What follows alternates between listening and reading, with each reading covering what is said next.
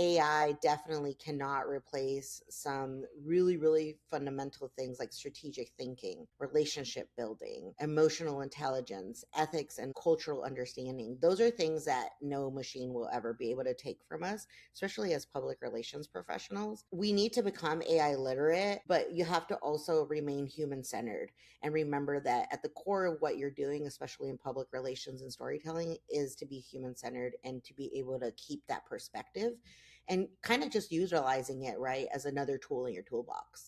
Welcome to On Top of PR with Jason Mudd. Hello and welcome to On Top of PR. I'm your host, Jason Mudd with Axia Public Relations. Today, we're bringing you a special episode of On Top of PR with Brenda Duran as our guest. Brenda is an award-winning public affairs and communication executive with more than 12 years of experience leading strategic communication for public sector organizations across Los Angeles County. As Director of External Affairs for the Justice Care and Opportunities Department, she specializes in crisis communication, community engagement, and building trust through authentic storytelling. A former journalist, Brenda brings a unique perspective on how public institutions can communicate with transparency, empathy, and impact. I love that. Brenda, welcome to On Top of PR. Thank you for having me, Jason. I'm really excited to be here today. Yeah, I'm glad to be here too. I'm glad to have you. As we mentioned, I saw an article you wrote for a PR professional trade or professional industry association magazine, and I liked what you had to say there. And we've come up with kind of 5 different topics we can explore today. So for our audience, we're going to talk about kind of the digital AI world of public relations, how to build trust, authentic storytelling, communication leadership future, as well as leading communication during high stake moments. So we've got a lot to unpack today. I'm excited that Brenda's here and I'm excited that you're here, and I'm glad to be here as we go through this conversation. So let's get started a little bit, Brenda. How did you get into public relations and public affairs? Yeah, it's such a great question. I started my career as a journalist, and I had a whole separate career outside of public affairs and public relations. I was working as a print journalist at a newspaper prior to getting into public affairs and public relations. And I had a very traditional print career.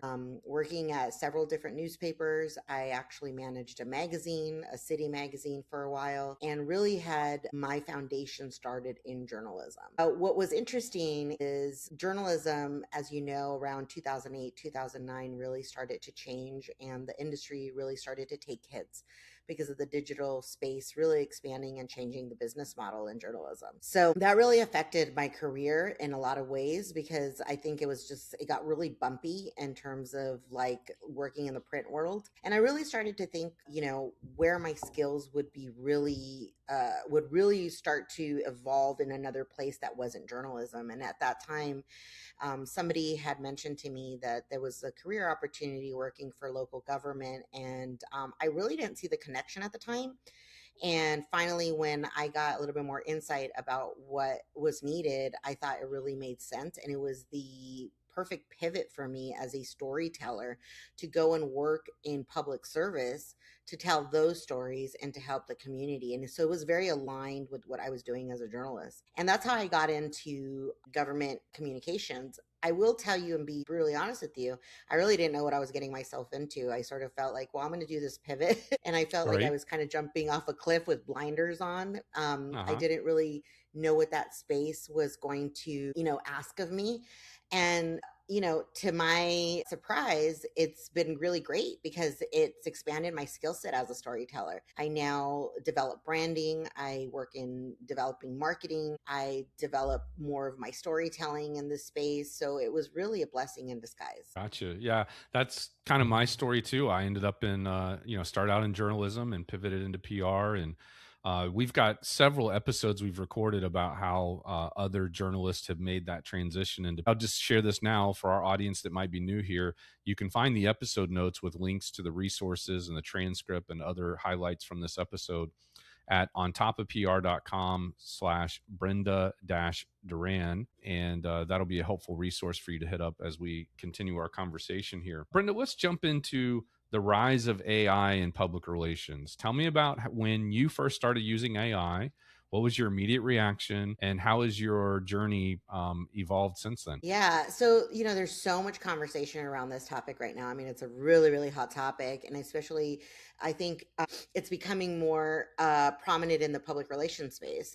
I started adopting AI and really starting to see the benefits of using it about, I want to say, about a year and a half ago. And I've been following it really closely. As a matter of fact, I even took a course online to get a little bit more insight into best ways of using AI, especially for communications and marketing. And I feel like there's been a lot of buzz around AI and how that's going to affect the public relations world and communications world in general. And I know that it's definitely going to be transforming communications, but it's really, I feel it's not there to replace anything. It's more to enhance what we're already doing. So I have found AI to be very beneficial for drafting content. I'm doing a lot of research and background media monitoring. It's been great for, as well as summarizing very complex reports. Whether it's working in the government space or any other space that has a lot of jargon in it, it's really good Hmm. for summarizing that. But I think, as going back to having my foundation as a storyteller, what I can tell you, and because I really pay attention to this space right now, I read a lot of news about AI. And I know that AI definitely cannot replace some really, really fundamental things like strategic thinking, relationship building, emotional intelligence, ethics, and cultural understanding. Those are things that no machine will ever be able to take from us, especially as public relations professionals. So I think that we need to become AI literate, but you have to also remain human centered and remember that at the core of what you're doing, especially in public relations and storytelling, is to be human centered and to be able to keep that perspective and kind of just utilizing it, right, as another tool in your toolbox. And that's kind of how I have been approaching AI. Yeah, love that. Good, good, good. Well, it's definitely a popular topic and, has the potential to be game changing. But as I've said on this show and over my career, is, with great power comes great responsibility. And with powerful tools that we just seem as PR practitioners and business people and individuals in the marketplace, we seem to just be getting more and more powerful tools. Started out Hmm. with, with email, then the internet, and then text messaging, social media, and now AI, not to mention just cell phones. And my career is long enough to remember fax machines Yeah. and things like that. But what happens, I think, is, Gary Vaynerchuk says marketers ruin everything. And so, as new technology comes around, marketers figure out how to use it to market to people.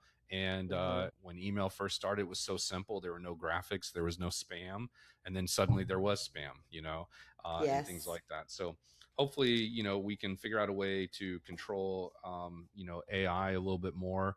Of this recording date of July 23rd, 2026. I remember just yesterday hearing about this AI platform that was being worked on in a secure lab at Chat GPT or its parent company. And basically, I don't know if you heard this news story, but decided it wanted to go out and verify or get information that it didn't have, so it hacked into another offsite AI Oh, company's wow. tool. Yeah, and wasn't supposed to be able to access the internet, period. But it didn't like that it didn't have the data, so it figured out a way how to basically. Some people are calling it jailbreak. I don't know if that's the right term, but break Wow. itself free from the constraint that it was in inside OpenAI's lab. And anyway, and to me, that's just a scary moment of the Yeah. power of AI. So tell me about your current use of AI and what are some best practices you might share with our audience? Yeah, I mean, I think, it builds, I think with AI, it helps you build and use it as a tool, like I mentioned, with other things that you're doing. But one of the things that I really like about AI is that it does improve efficiency. And that's what's happened with every type of technology that we've had, right? Like you mentioned with phones, with other things that have come. But one of the things is that authenticity, it still comes from people and it still comes from storytelling. So again, I just sort of just use it as a tool to do some of the more like administrative stuff that used to take a lot more time, right? So like I mentioned, a lot of the times doing that research, doing that brainstorming, utilizing it for doing that media monitoring, and that sort of thing. And that's sort of like what I've been using it for, and I've what I found it useful for. I do think that it's still not in using the AI in the last like year or so. I feel like there's still a lot of areas for improvement. I don't know that it's, you still have to go back and look at the stuff that AI produces for you and Yeah. double check that. It's not like 100%, you know, error proof. And I think that's really interesting when we're talking about AI, because people think, oh, it's, it brings it has all these benefits. But I also think that we're getting ahead of ourselves, because we still need to realize that it's still a machine, and we still have to do our due diligence in making sure that the information that it's putting out is accurate. So we still have work to do. The machine's not going to do all of that for us. So I've noticed that in using it for the things that I mentioned. I still have to go back and look at that research that it pulls. I still have to go back, and look at the brainstorming ideas and analyze it and see whether that's not going to work. That's going to work for my work or not. Right. Yes. Yes. I agree that I've faced the same challenges on the regular.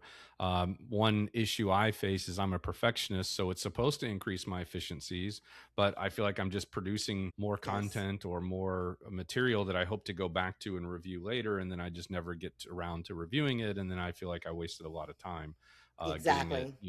What's the saying in project management that the last 10 to 20% takes as long as the first 80 or 90% did? Yeah. And I feel like I allow myself to become a huge victim of that. So something I'm kind of working on, but also at the same time, like we just had a training session today where I was showing some of my team members some of the cool things I'm doing in AI, and they, to them, it felt like it was next level compared to what they knew. And so I was glad that I did some of the training. And for some people, it was, helpful to see how someone else is using the same things they're doing. But I'm always thinking like there's other people who are next level above me too. So I'm just, Hmm. what is it, the cliche, a rising tide floats all boats. And so I think as we all work together, we'll start to realize and appreciate some of the impact and efficiencies that we're seeing here. Um, Yes, absolutely. but you're right. I mean, human judgment remains essential. I think it always will, at least for, especially in these early days. But as I tell people, like, you can't ignore AI, because if you think it's growing quickly, just wait. It's only going to, Yeah. multiply and compound at the rate both we're adopting it and its ability to do things for us, which many days like yesterday, as I mentioned, kind of give me pause and a little bit of scare. But if we're not going to take advantage of it now, when are we going to take advantage of it? So, Hmm. And it yeah. kind of reminds me a little bit about the days that I mentioned when the print journalism world was being really hit by the digital world.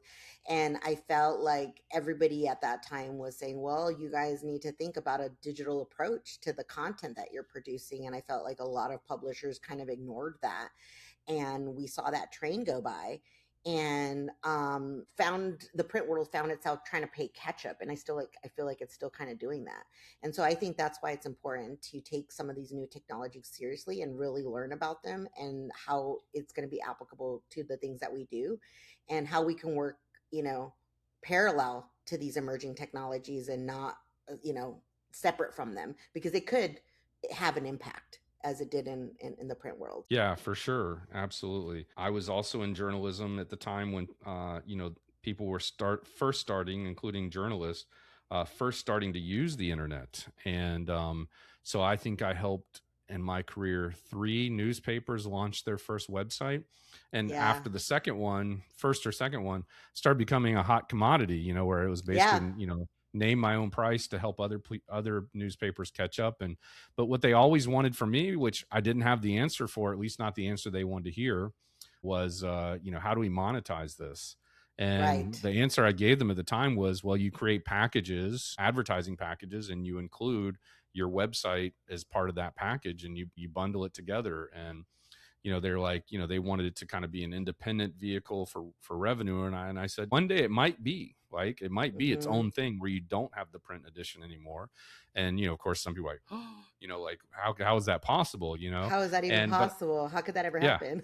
Yeah, and but my message to them was like, look, you got to build the website and get people using it and used to it, Yeah. because the marketplace isn't there yet.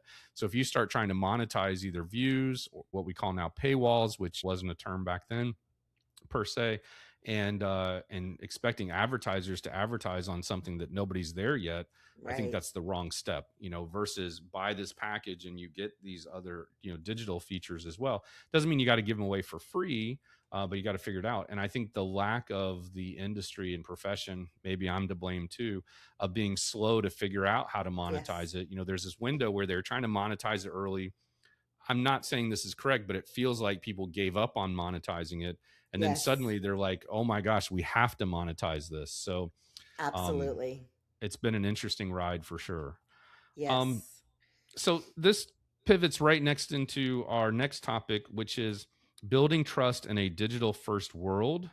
Let's talk about how communicators can earn credibility when misinformation spreads faster than facts, and why transparency and consistency matter more than ever. Wow, it's been such an interesting ride in this space. I think having been working in government communications now for 12 years, I have had the privilege, and I say privilege because I think there's a lot of lessons when you're dealing with different types of crises, um, in learning so many important things about what it means to build trust in the digital world. And I think the biggest lesson that I've learned in dealing with different situations is that every single communication in the digital space is either going to build trust or erode it.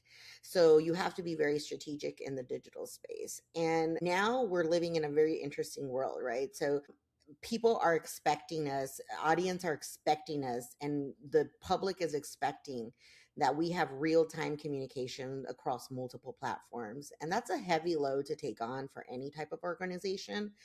And it's something that everybody has had to adapt to very, very quickly. And that means that we have now the responsibility that we have to meet people where they are while maintaining one consistent message, whether it's across, Instagram, Facebook, YouTube, that sort of thing. And that has required a lot of strategic thinking in house for comms teams, especially in the government public sector space. First of all, meeting people where they are, and knowing offhand that when something happens, you have to have that real time communication. That is the expectation now. People want answers and they want them quickly. So, in government, I can say in the public sector space, trust isn't really built with one campaign. It's Yeah. earned through repeated, reliable communication over time.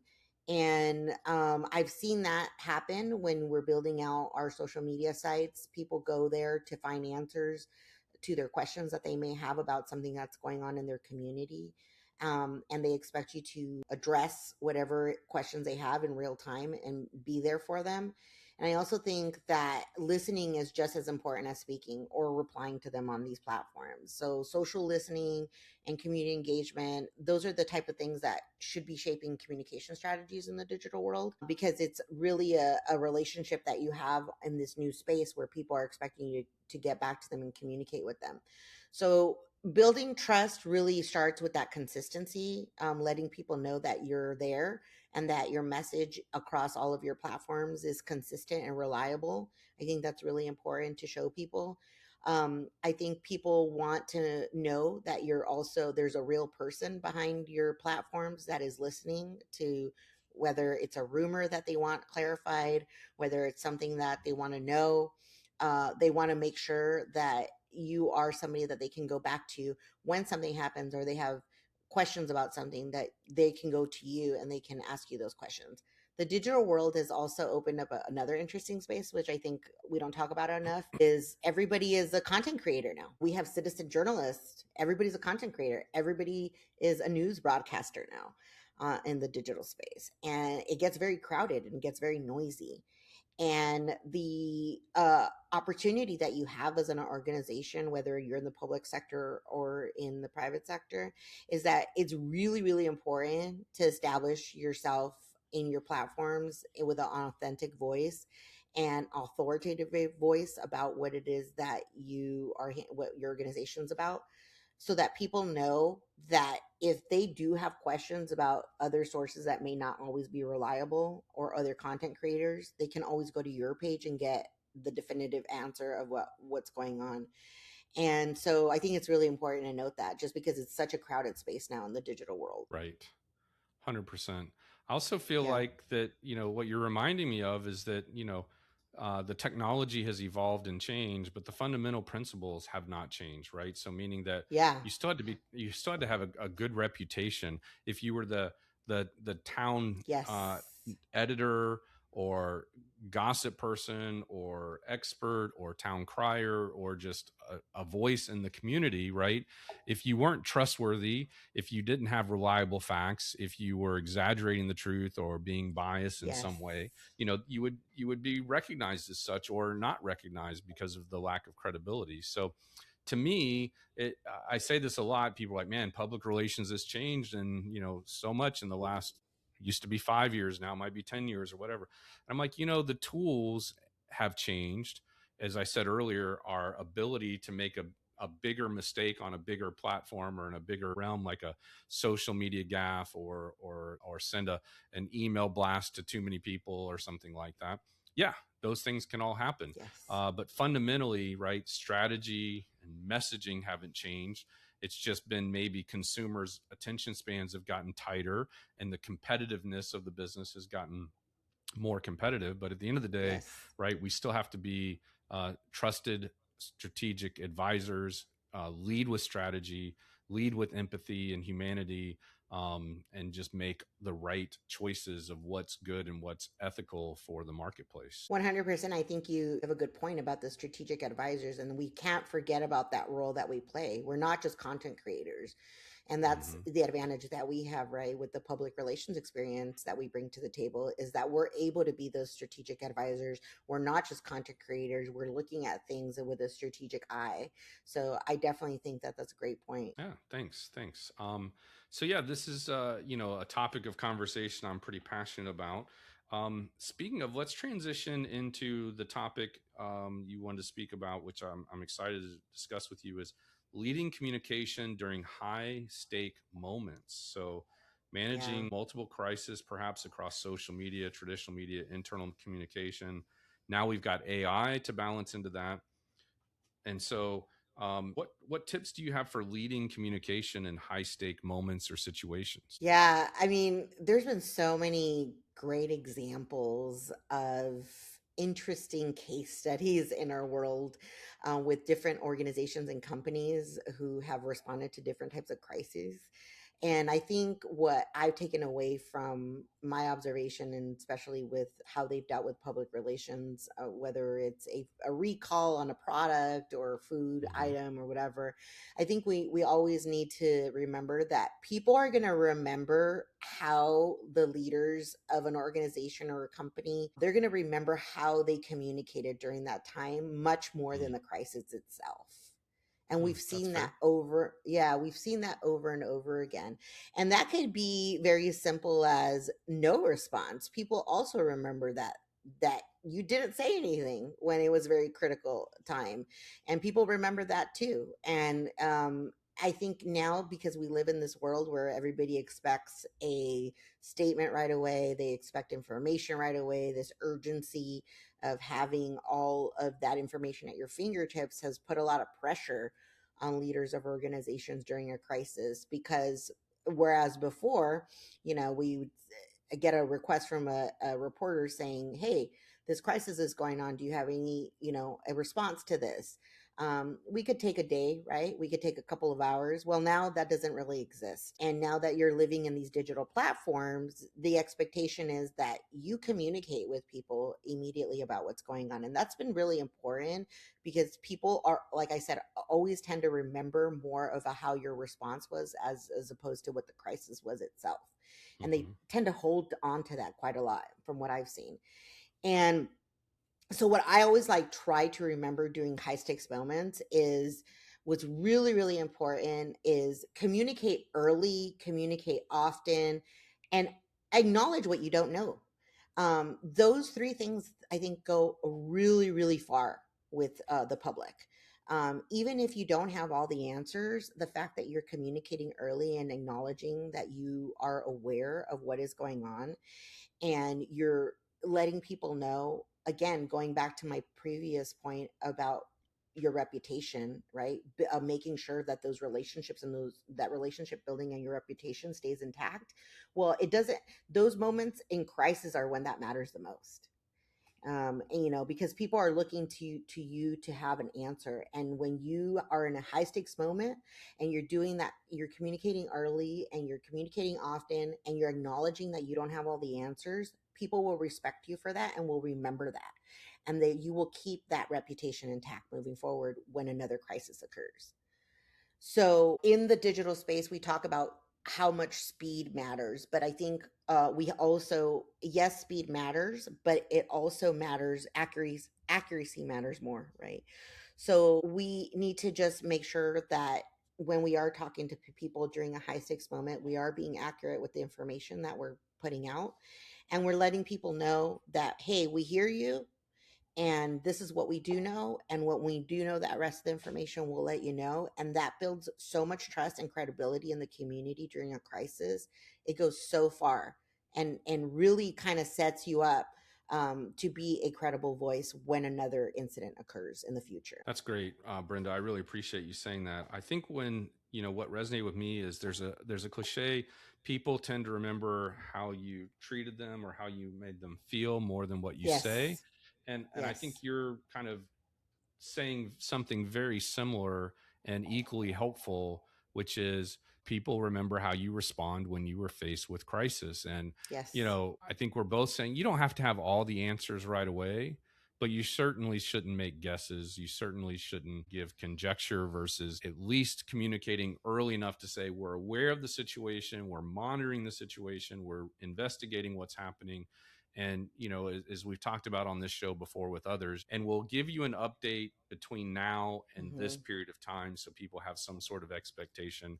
And then the burden on us as public relations practitioners or crisis communication experts is this whole idea of, now we've got, instead of one or two channels we have to manage during a crisis, we now have like you Hmm. know 10, 12, 15, 20 Yes. different ways to communicate with our audience, of which there's also subways or sub platforms or channels underneath each of those. So social media used to be, well, make sure your crisis plan includes social media. And I was talking to a company the other day. They wanted to hire us for creating a crisis plan for them, and I guess they had hired another agency before, and they immediately canceled the relationship with the agency when their crisis plan had zero AI component to the crisis plan.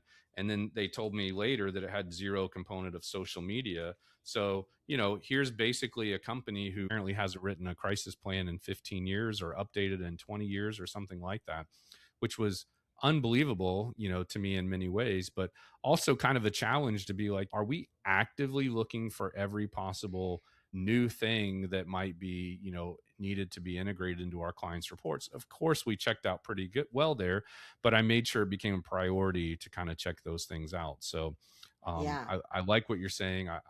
The environment only seems to get more complex and Yes. complicated. But the good news is that we also have more control. When you think of like earned media, shared media, and owned media, we have the opportunity to have owned media that existed for a long time, but not as digital as it is today. Shared media allows us to spread the word very quickly, which can work both directions, right? Positive and negative, Yes. and gives away a lot of the control. But the one thing I've always said about PR is more than media relations and earned media coverage. PR is also more than crisis management.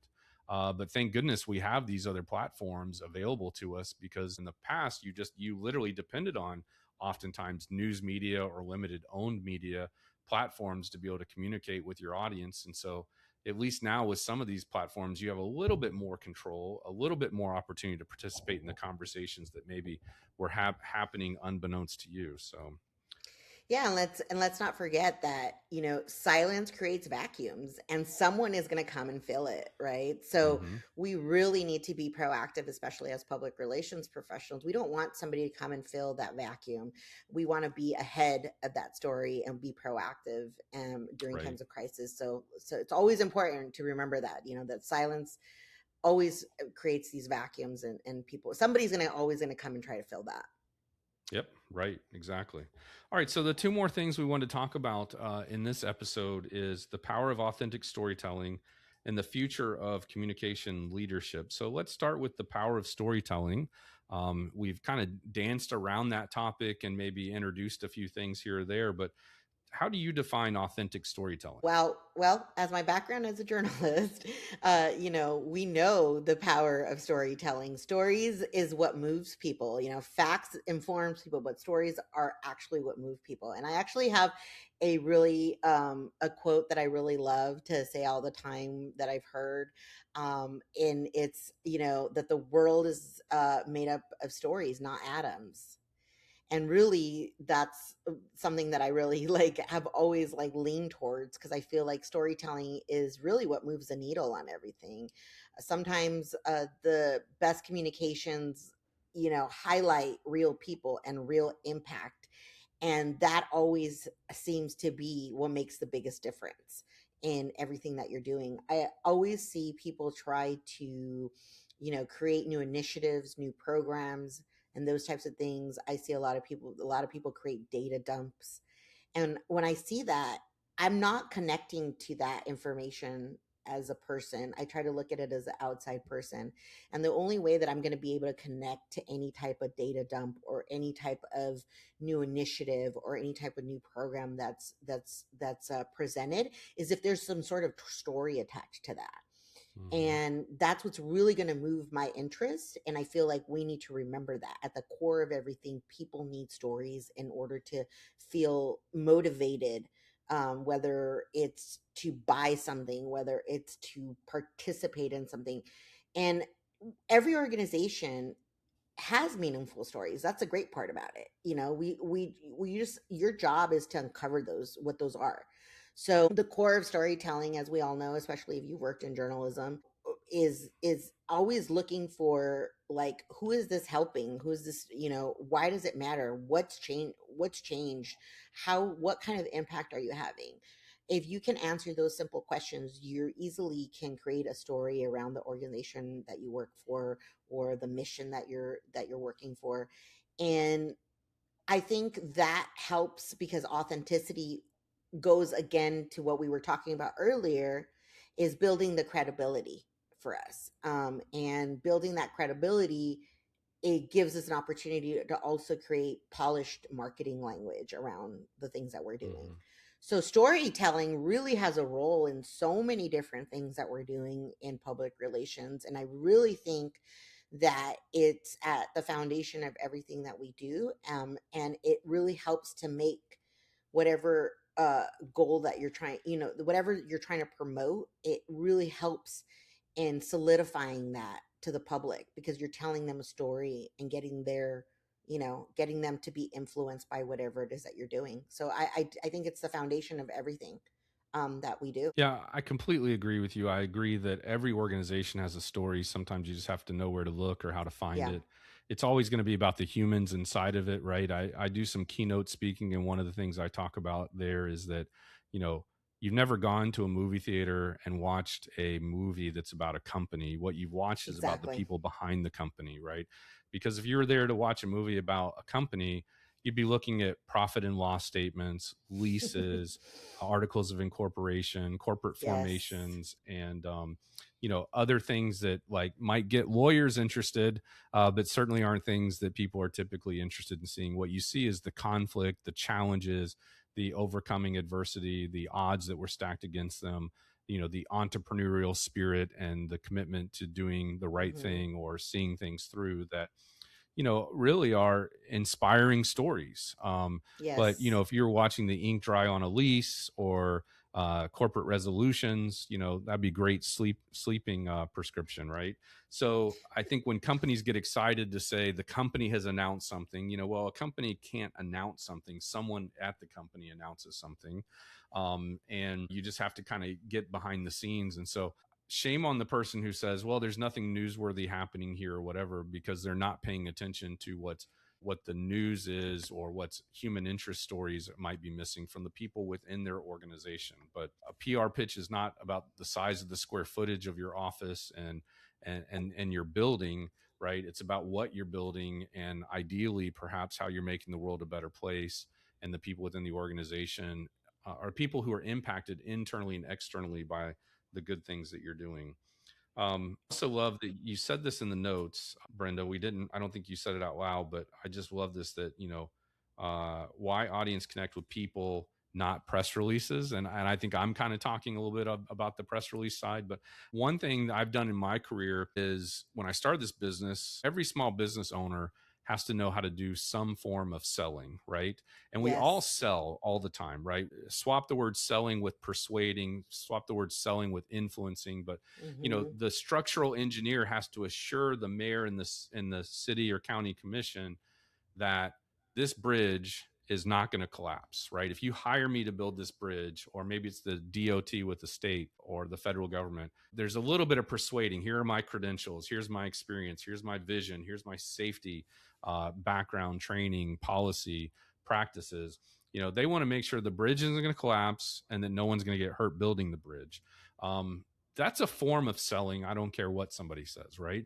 And so Exactly. some of my best training on how to be a better communicator, how to be a better public relations practitioner, how to be a better leader, how to be a better media relations practitioner has actually come from attending sales workshops, because the sales workshop and its content were not about, pressure and persuasion and all that. It was honestly, the best training is about the idea of telling stories, Hmm. connecting with people, answering questions, directing them in a direction that, yeah, might work to your favor, but also helps them feel informed and educated, and a path that they can, be able to make those evaluations. So I say all that to say that it was a salesperson that I started tuning into early in my career who said people will remember you for the stories that you tell, Yes. right? So if I told you a story of how I did something, you're going to remember me and what I did more because I told it in a story format, kind of thing. So uh, Yeah. I find that to be really interesting. I think you see it a lot on social media these days, right? We have so many social media influencers that are Hmm. using storytelling to work with brands on social media. And the way that they're able to talk about a product for a brand is oftentimes them using storytelling to do that. And I find that really, really interesting. You don't have to go far to see how people in the digital space are using storytelling, right, to work with brands or to sell a product and that sort of thing. You can see it on our social media feeds every single day. Absolutely. Yes. And sometimes there's a few things they could be teaching us Yeah. about storytelling, right? And the success they're having with storytelling, and how to modernize your storytelling, how to speak in sound bites, how to get people's attention really quick. And so, I like a lot of that. All right. So as we're wrapping up here, and this has been a great conversation, Brenda, thank you so Yeah, much. this has I been want to hear so your great. thoughts on the future of communication leadership. Wow, I think I think we're in a really exciting space right now. I think that not just because of the emerging technologies, but I think that the type of communications leaders that we're going to have to be to really make the future really, really solid, especially in communications and public relations and all of that. I think going back to your point that you made earlier, which I think is super important, remembering that our role is going to continue to be strategic advisors in this space, no matter what type of emerging technologies exist. So, Hmm. keeping the focus on our role as strategic advisors for our organizations or the clients that we help out. And I also think that what's great about the emerging technologies is that as future communication leaders, we're going to be able to utilize data and make more data informed decisions because of these emerging technologies. And I think that that's something that we should really, hone in on and take advantage of, because we're going to have so much great data at our fingertips.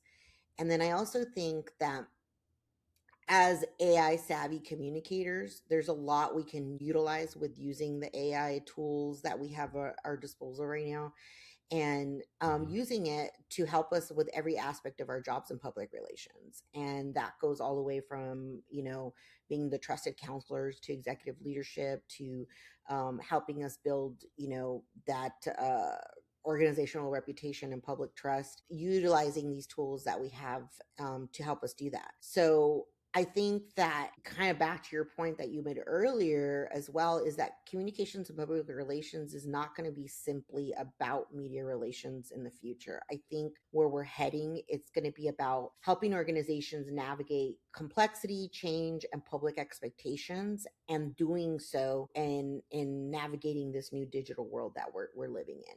And we're already doing it now, and I think it's just going to continue, and it's probably going to get even more complex, and our role is going to be to help those organizations navigate that space. And then I think finally I would say that, yes, the technology is going to continue to evolve. I think we're going to have platforms that are going to continue to change. AI is going to become more powerful. We're going to see that in the next few years. But I think the fundamentals that we've been talking about in this conversation about great communications remaining the same, about us being able to build trust, communicating with empathy, telling those authentic stories, and always remembering that there's a human being on the other side of the message, is something that's never going to go away. And those are going to be the foundation that we're always going to go back to as communicators, and no matter how it evolves in the future. So I think that's what we're looking at in the future of communications.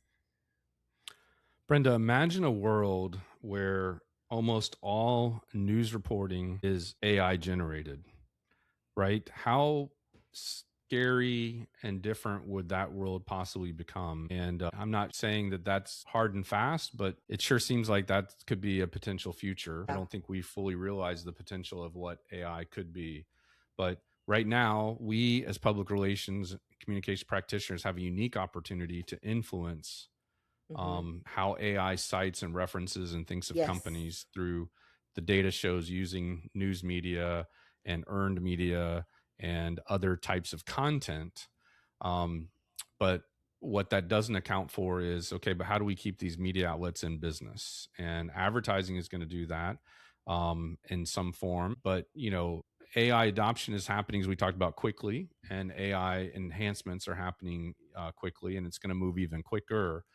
So hopefully there's good humans with integrity behind a lot of this. Mm-hmm. But at some point, are we going to see, you work for the Los Angeles County organization, but imagine, county and city commission meetings being attended by a bot who might be a drone that comes in and out of the meetings and does the reporting. Because we all know that you can watch, in theory, this podcast could have been written by humans or AI and Yeah. then produced by AI avatars with a back and forth. We see that already today. So I just wonder what that world would look like one day, because there's going to be a form of that, whether people want it and Mm-hmm. accept it, and whether there's, humans are still competing in that space. The future is going to be strange. It is. I agree. I think it is. I think we will see a lot of interesting, new, strange things. But I do Hmm. feel, just based on like what's been out with AI, like you hear a lot about AI slop, right? You hear Right. a lot about Hmm. that type of thing, and it hasn't really been embraced by people the way that you would think. People are not. Even when it comes to graphic design, I've seen a lot of talk about that, about Yep. things that are I was have just going to been say that. produced by. Yeah, people will point that out right away. They'll say, I'm not really a big fan of this Hmm. AI generated graphic, and they can really Yeah. spot it right away. And so I think that as human beings, we gravitate towards authenticity. I think that's at the core of who we are, and I think that that's just Right. going to continue. So I think that discernment is really going to be up to us, and I think we're going to be the ones that are going to set the tone when it comes to what's acceptable moving forward. Yeah. Completely agree. Brenda, we've got to wrap up here. Tell me, how can people best get a hold of you if they want to connect with you? Is that through LinkedIn or some other way? Yes, please connect with me through LinkedIn. Brenda Duran on LinkedIn. And I also have a website if you want to see some of my portfolio work, or you want to connect with me through email. You can go to bduran.com, and I'm also available on LinkedIn. So, yeah. can get me with there. Lovely. Yes. Please connect with Brenda on LinkedIn. Tell her you heard about her on Top of PR. And when we are mutually promoting her episode, take a moment to promote her episode to your audience. And like always, if you found this conversation to be helpful, please take a moment to refer a colleague or friend to this episode and this recording. The best way to do that is to share ontopofpr.com/Brenda-Duran, and that'll take them directly to this episode with the video, audio version, the episode notes, the full transcripts, links to things we talked about during this conversation, as well as a direct link to Brenda's LinkedIn. So with that, this is Jason Mudd from Axia Public Relations saying thank you, Brenda, for being a great guest today. Thank you so much, Jason. Thank you for our audience and followers and fans for your loyalty. I'm humbled to be able to help you stay on top of PR. This has been On Top of PR with Jason Mudd, presented by ReviewMaxer.